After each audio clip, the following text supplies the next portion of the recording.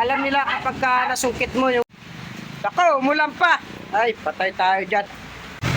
Nabutan tuloy tayo ng ulan. Alauna 21 na. Eh, bala ko pa naman na magbalik sa supplier ng mga reject na interior.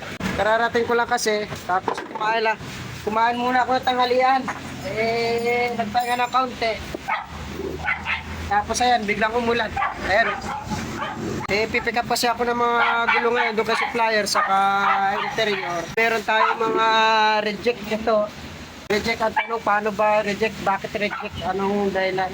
Ito, bakit siya reject ko? Kasi pagka inanginan mo siya, lumalabas dun sa, sa rim, pagka sobrang hangin na. Yung ply niya, ayun. Ito kung bakit siya reject, ayan. Maintindihan ba yan? Dapat may ganito siya. Ayan, parang makapal na yan. Pagdating dito, ayan, wala na. Saglit lang, ilawan natin. So, ayan, medyo kita na siguro, Ito. Ayun. Dapat yung gulong niya, malalaman mo kung siya ay goods yan. Meron siya dito na yung pinakang sasabit sa rim. Ayan, Pero pagdating dito banda, ayan, nawala. Kaya yun, reject siya. Ito, yung sukat nito, 27.5. Tapos ito, yung size 26. Ayun, Ayan. Kaya sa reject, mayroon siyang bubbles. Eh, syempre, pag customer ka, hindi mo magugustuhan bilhin yung ganyan. Tapos ito, balik tatlo yung reject natin ng gulong. Itong isa,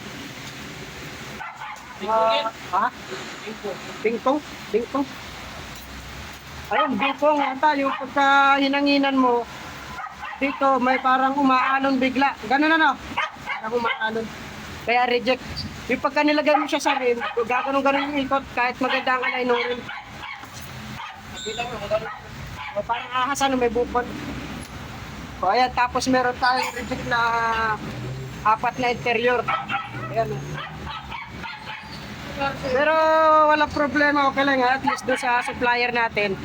Pagka reject, pwede naman ibalik. Pero siyempre, pagdating sa mga ganitong interior, alam nila kapag nasungkit mo yung interior, saka alam nila pagka factory dito. So ayun, mamaya papatilayan lang natin yung ulan para lalakad na tayo.